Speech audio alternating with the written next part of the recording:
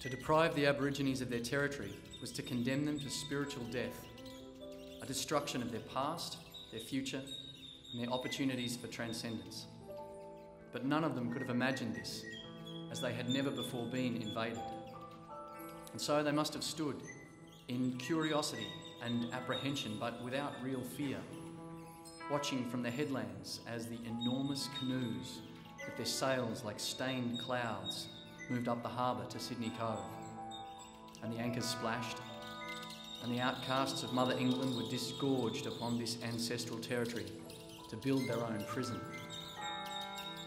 One may liken this moment to the breaking open of a capsule.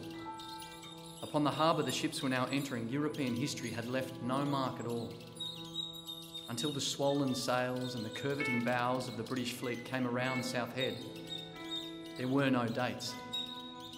The Aborigines and the fauna around them had possessed the landscape since time immemorial. No other human eye had seen them. Now the protective glass of distance broke in an instant, never to be restored.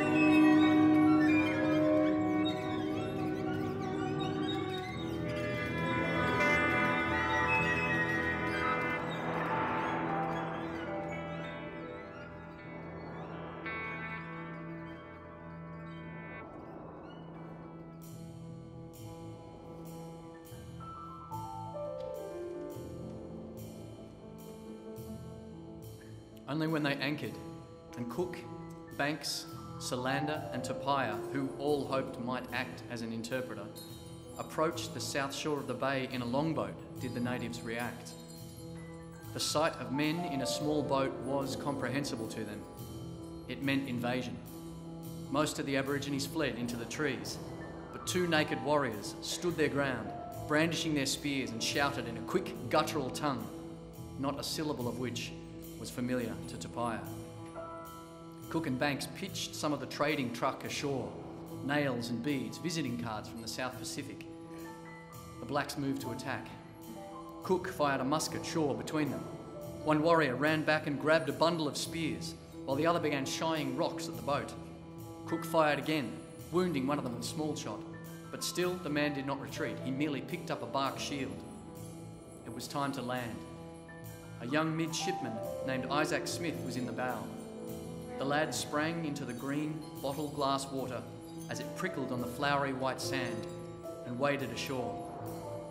Cook and the others followed, and the seal of distance and space that had protected the east coast of Australia since the Pleistocene epoch was broken.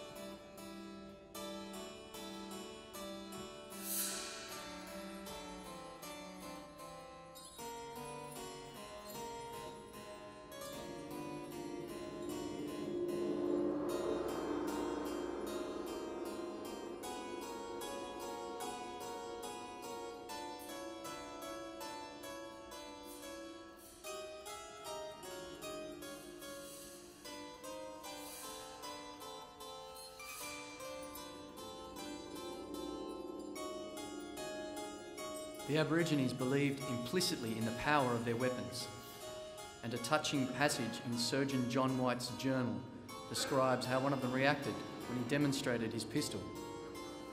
He then, by signs and gestures, seemed to ask if the pistol would make a hole through him, and on being made sensible that it would, he showed not the smallest sign of fear. On the contrary, he endeavoured to impress us with an idea of the superiority of his own arms, which he applied to his breast, and by staggering and a show of falling, seemed to wish us to understand that the force and effect of them was mortal and not to be resisted. The colonisation of the last continent had begun. The blacks threw their stone-tipped spears. Captain Cook wrote, "The blacks may appear to some to be the most wretched people on earth, but in reality they are far happier than we Europeans. Being wholly unacquainted not only with the superfluous, but the necessary conveniences which so much are sought after in Europe, they are happy in not knowing the use of them. They live in tranquillity which is not disturbed by the inequality of condition,